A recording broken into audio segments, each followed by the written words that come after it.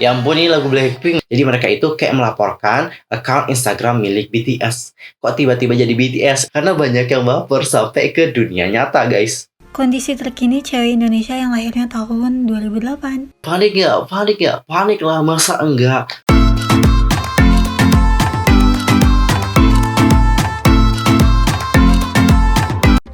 Hey, what's up guys? I'm Mr. Kim. Welcome back to my YouTube channel. Nah, gimana sih kabarnya hari ini? Baik-baik aja dong ya. Dan buat kalian yang lagi baik-baik aja, yang lagi sedih, pokoknya terus semangat ya guys. Don't give up. Nah, untuk hari ini kita itu akan ngebahas tentang kebarbaran dari netizen Indonesia yang sempat ngebuat heboh. Apa aja sih yang terjadi? Wait, tahan dulu dong. Sebelum kita bahas bersama-sama, pasin dulu nih untuk tekan tombol subscribe-nya, bunyi loncengnya, serta jangan lupa juga buat like, comment, and share ya. Tanpa basa-basi lagi, langsung aja yuk guys, kita bahas bersama-sama.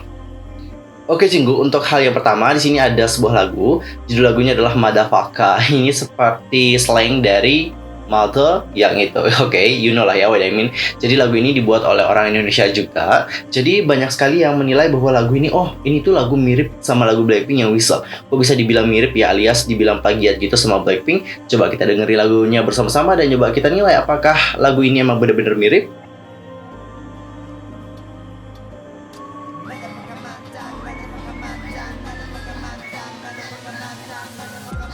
Dari awalnya aja udah mirip ya, pas bersiul itu loh. Iya, ini mirip banget sama Whistle emang. Aduh ya Allah, semua orang juga tahu kali ya, anak TK aja pasti pada tahu ini lagu Blackpink. Ini kayaknya mereka ngebuat parodi gitu nggak? Bukan parodi sih, tapi mereka tuh ngebuat Whistle versi Indonesia nggak sih? Melodinya sih melodi Blackpink.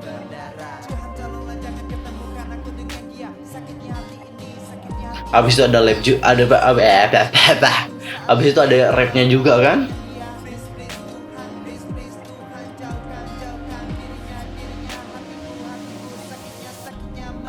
Ya elah, ini mah lagu Blackpink banget. Nah, ya ampun, ini lagu Blackpink mah dari awal sampai akhir tuh Blackpink semua. Kayak nggak ada yang berbeda.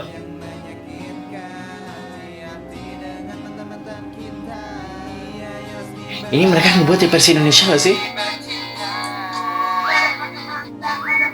Tapi beda banget guys, soalnya mereka di sini ngebuatnya Madafaka mantan.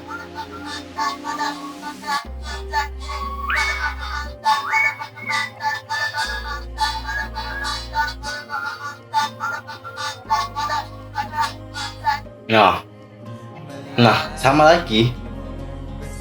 Nah, Blackpink nih, Blackpink punya Whistle. Di ini, boom boom. Habis ini pasti rap.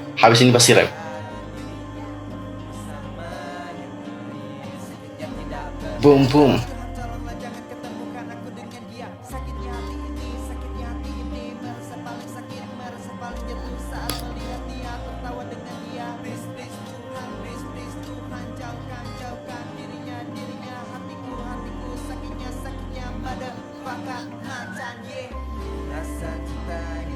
Ya sih.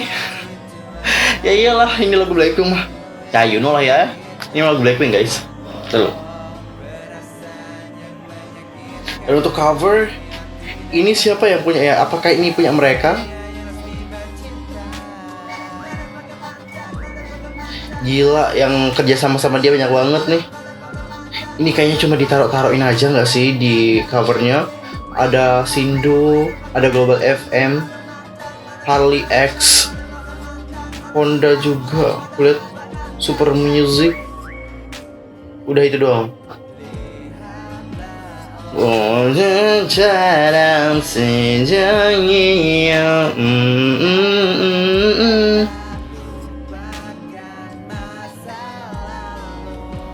Iya sih, ini Blackpink banget. 100% coffee dari musiknya Blackpink. Jadi aku sih ngerasa mereka itu ngebuat versi Indonesia buat lagu yang Whistle.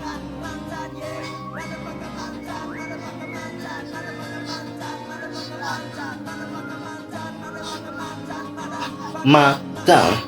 Oke, well done. Tadi kita sudah mendengarkan dari awal sampai akhir dan dapat kita simpulkan ya bahwa ini emang 100% gitu lagu Blackpink gitu dari melodinya. Emang Blackpink, tapi untuk lirik ya udah mereka ubah banget sih.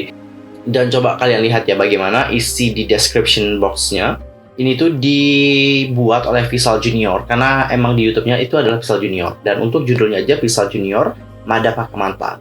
Dan untuk di description box di sini nggak dijelaskan sama sekali bahwa ini tuh merupakan hasil parodi atau cover Weasel dari versi Koreanya ke versi Indonesia. Tidak dijelaskan sama sekali. Nah di sini mereka menuliskan, "Hello guys, lagu ini itu menceritakan tentang seseorang yang mencintai seseorang begitu dalam.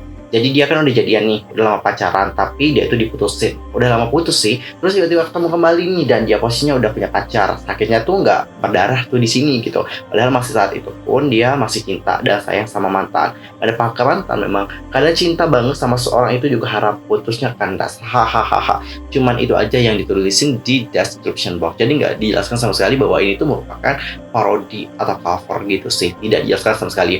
Dan ini tuh udah banyak sekali dikomentar oleh orang-orang, nggak cuma netizen Indonesia aja sebenarnya, tapi kalau kalian lihat di kolom komentarnya itu juga udah banyak sekali orang luar, bahkan ada orang Spanyol gitu deh sih. Kalau dari bahasanya aku nilai itu emang orang Spanyol guys. Dan coba sekarang kita lihat bagaimana komentar-komentar dari netizen di YouTube-nya dia.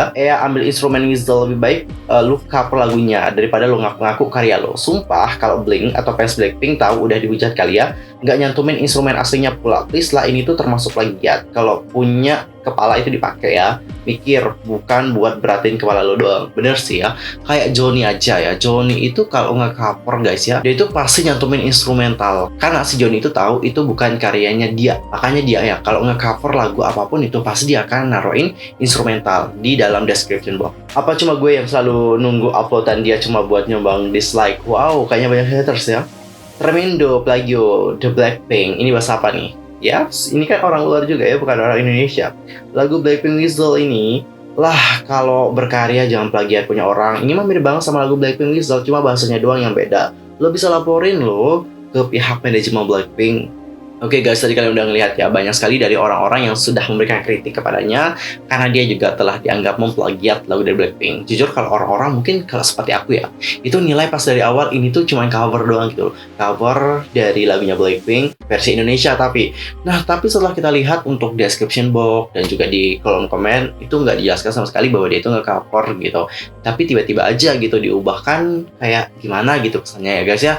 Jadi ini yang ngebuat dia itu mendapatkan banyak sekali kritikan. Nah kalau kalian sendiri ngelihat bagaimana lagu dari Vissal Junior yang Mada Pakamanta ini seperti apa, langsung aja sampaikan opini kalian di kolom komentar.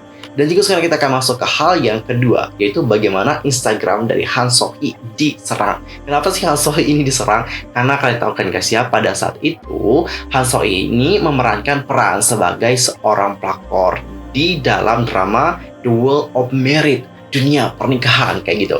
Jadi perannya dia itu kan emang kayak ngundang amarah gitu ya, ngundang emosi gitu ya. Pas lihat layar kayak serasa gitu pengen ngapain gitu ya.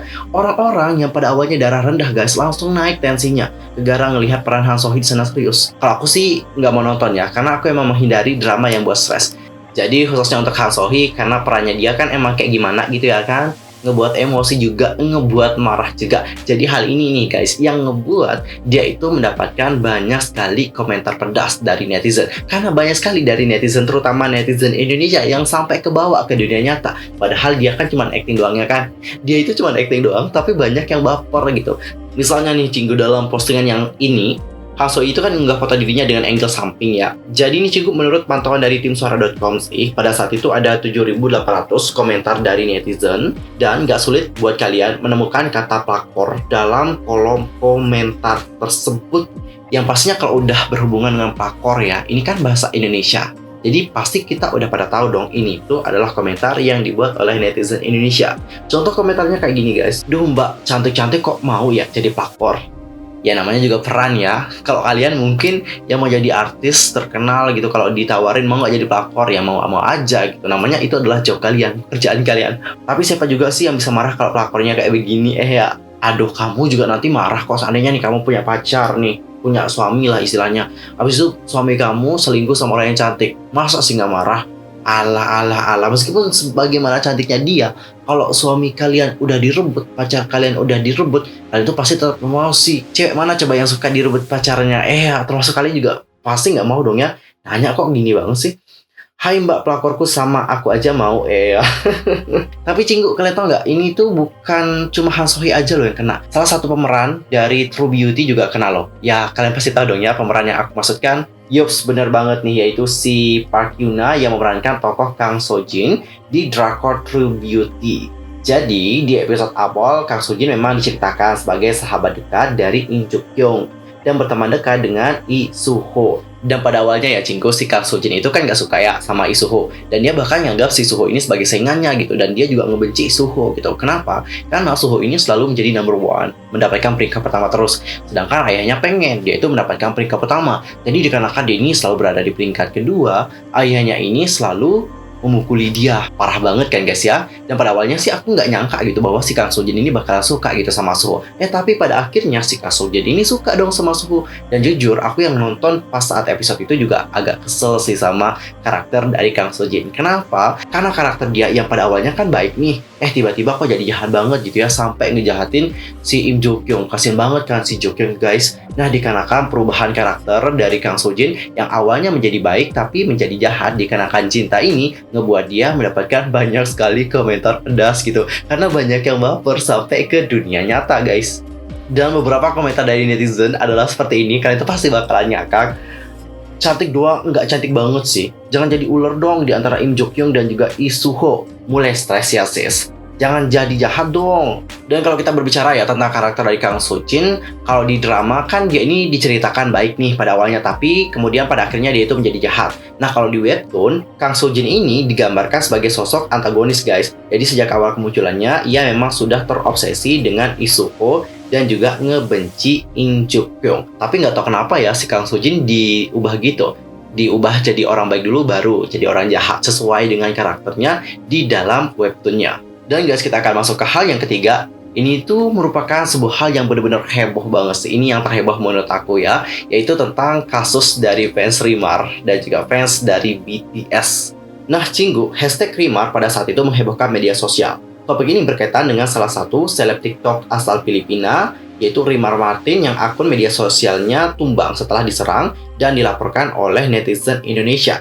Dia itu merupakan artis TikTok yang makin populer karena punya banyak penggemar, termasuk para pria dari Indonesia. Setelah namanya kian melambung, Rimar pun ngebuat akun Instagram baru. Namun Cinggu, di akun barunya itu, postingannya ini diserang oleh komentar hujatan dari netizen Indonesia, terutama kaum Hawa. Gak sedikit komentar negatif dilontarkan kepada artis TikTok tersebut.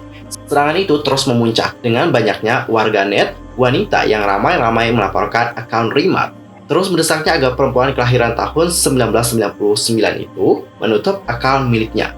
Instagram Rimar pun dipenuhi oleh ujaran kebencian.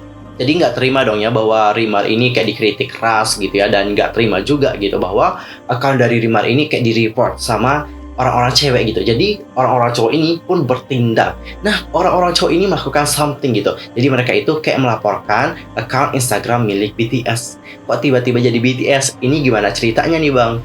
Jadi Cingku, mereka itu menduga bahwa pembuat komentar jahat di akun Rimar merupakan seorang ARMY. Jadi ARMY ini merupakan sebutan penggemar untuk BTS. Dan serangan balik penggemar terhadap BTS ini pun memicu masalah baru. Sehingga Rimar pun diminta supaya mengendalikan penggemarnya agar memberhentikan serangannya kepada akun dari BTS. Rimar sendiri bingung dengan persoalan BTS ini karena ia juga tidak pernah nge-hit grup tersebut. Akhirnya Rimar merasa nggak tenang di medsos sehingga dia pun menutup akun TikTok dan semua media sosialnya. Jadi pada saat itu dia bilang, goodbye TikTok, goodbye Instagram, goodbye Facebook, goodbye Twitter. It's not about Indonesia, it's my personal problem. Dan akibat saling serang atau report tersebut, ARMY Indonesia pun geram karena terkena imbas dari kasus kesalahpahaman yang terjadi. Mereka pun mulai menelisik siapa dalang drama berkepanjangan tersebut. Dan Cinggu, di sini ada akun dari kegoblogan Anfaidah itu telah mengungkapkan sosok di balik hal tersebut. Ternyata ada akun, nama akunnya adalah Cecilia. Jadi pada saat itu nama Cecilia menjadi trending topik di Twitter Indonesia, dan mereka juga mengaku kesal dan menilai Cecilia telah melakukan provokasi yang tidak jelas. Mereka pun menduga motif dari Cecilia hanyalah cemburu terhadap Rimar karena banyak disukai oleh pria Indonesia. Dan penelusuran dari netizen itu sampai ke akun Facebook dari Cecilia, dan salah satu postingan akun itu juga ngungkapin bahwa ia sempat menyerukan untuk melaporkan semua akun medsos dari Rimar. Lalu dalam sebuah postingan lain di Instagram, ada akun Cecilia itu menyebutkan dirinya sebagai penggemar berat dari BTS. Jadi pada saat itu banyak sekali dari netizen yang menilai bahwa oh ini deh kayaknya akun provokasi yang ngebuat fans dari BTS dan juga fans Rimar ini bertengkar. Dan pada akhirnya banyak sekali dari orang-orang yang pada saat itu memberikan komentar yang buruk kepada si Cecilia dan juga bahkan melaporkan akunnya. Tapi tunggu beberapa hari kemudian, itu ada seseorang yang mengaku bahwa ternyata itu bukan foto dari Cecilia. Ternyata ini tuh merupakan foto dari orang, jadi foto dari orang itu kayak dipakai menjadi foto profilnya dia. Which mean Cecilia ini merupakan account fake gitu. Karena orang yang punya foto yang beneran, dia itu juga udah mohon banget supaya orang yang menggunakan fotonya ini itu dapat menggunakan sosial media dengan bijak. Kenapa? Karena apa yang dilakukan ngebuat dirinya itu di-hate oleh banyak orang. Karena dia sendiri nggak tahu dong ya apa yang terjadi. Tapi orang-orang mulai meng-hate dia. Dia juga bingung kenapa gue di-hate, apa yang telah gue lakuin. Ternyata foto gue dipakai sama si Cecilia. Kasian banget guys. Sampai sekarang kita nggak tahu bagaimana sosok dari Cecilia sebenarnya. Bagaimana rupanya aku juga tidak tahu. Mungkin ada dari kalian yang pernah melihat Cecilia, atau ada dari kalian yang menjadi Cecilia. Langsung aja ngaku, tolong komen di kolom komentar. Dan juga sekarang kita akan masuk ke hal yang terakhir. Ini juga menurut aku hal yang lebih memalukan banget sih. Jadi ada seorang netizen Indonesia yang mana postingannya itu kayak diposting di DC Inside. Jadi DC Inside ini adalah salah satu situs di Korea sana, dan ini juga menjadi topik perbincangan hangat oleh netizen Korea pada saat itu. Apa yang terjadi? Langsung aja kalian nonton video yang berikut ini ya. Pemberitahuan kepada bocil. Ini tertulis tanggal 26 Januari 2021 ya, kemarin. Dengan judul Kondisi terkini cewek Indonesia yang lahirnya tahun 2008. Di sini nggak di blur ya. Nama akunnya ini, dan tadi aku udah cek beneran ada. Aku nggak tahu chatan awalnya gimana, tapi orang yang upload ke sini itu cuma nge-capture ini aja. Jadi si dede ini kirim kayak gini pakai bahasa Indonesia ke orang Korea. Terus dibales lah kayak gini. Gak usah di bahasa Indonesia ini ya, karena ini kasar banget. Kayak gini tuh. Yang jadi pertanyaan, kenapa sih dek? Ada masalah apa? Stop lah buat yang kayak gini-gini. Ngefollow orang Korea dengan asal, ngeboom like, ngeboom DM. Buat apa? Mendingan belajar bahasa Korea, belajar kebudayaannya, ikut volunteer. Umur kamu masih panjang dek. Yuk, buat yang lain jangan sampai ada yang kayak gini lagi ya. Well, tadi kalian sudah melihat ya, ternyata ada seorang netizen Indonesia yang tiba-tiba langsung nge-direct message orang Korea. Nggak tahu orang Koreanya ini siapa, tapi langsung aja nge-DM pakai bahasa Indonesia dengan kata-kata yang kasar pula. Bahkan katanya mau panggil polisi. Nah, orang Koreanya juga udah ngebales, tapi kakaknya nggak mau mentranslate kata-kata tersebut karena kata-katanya juga kasar. Aduh guys, ada mungkin dari kalian yang seperti ini. Aku tahu mungkin kalian tuh marah juga ya sama orang Korea, karena ya you know lah ya berita-berita seperti apa, dan juga kasus-kasus yang pernah terjadi juga seperti apa. Tapi jangan kayak gini juga dong. Bayangin kalian tuh langsung diposting di situs DC Inside, situs Korea. Aduh malu banget dia sama orang-orang Korea. Bahkan di komen juga sama orang-orang Korea banyak. Aduh ya ampun, malu banget guys. Aduh sumpah, kok aja yang lihat malu gitu. Apalagi nama akunnya juga nggak disensor sama situs DC Inside-nya di sana. Ya udahlah, pasti langsung dikepoin dong sama orang-orang Korea sana. Kita lihat dong siapa nih cewek, dan ternyata terlihatlah dia, tapi kayaknya dia nggak pakai fotonya dia deh, ini aja pakai foto palsu. Ini kan foto-foto yang banyak di Google gitu, jadi diambil deh sama dia. Malu nggak sih? Malu banget dong ya. Panik ya, panik lah, masa enggak? Oke guys, dari sekian banyaknya kebarbaran yang dilakukan oleh netizen Indonesia, mana yang buat kalian paling awkward banget atau malu banget? Langsung aja komen di kolom komentar.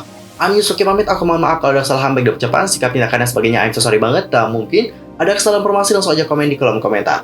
Annyeong, 감사합니다.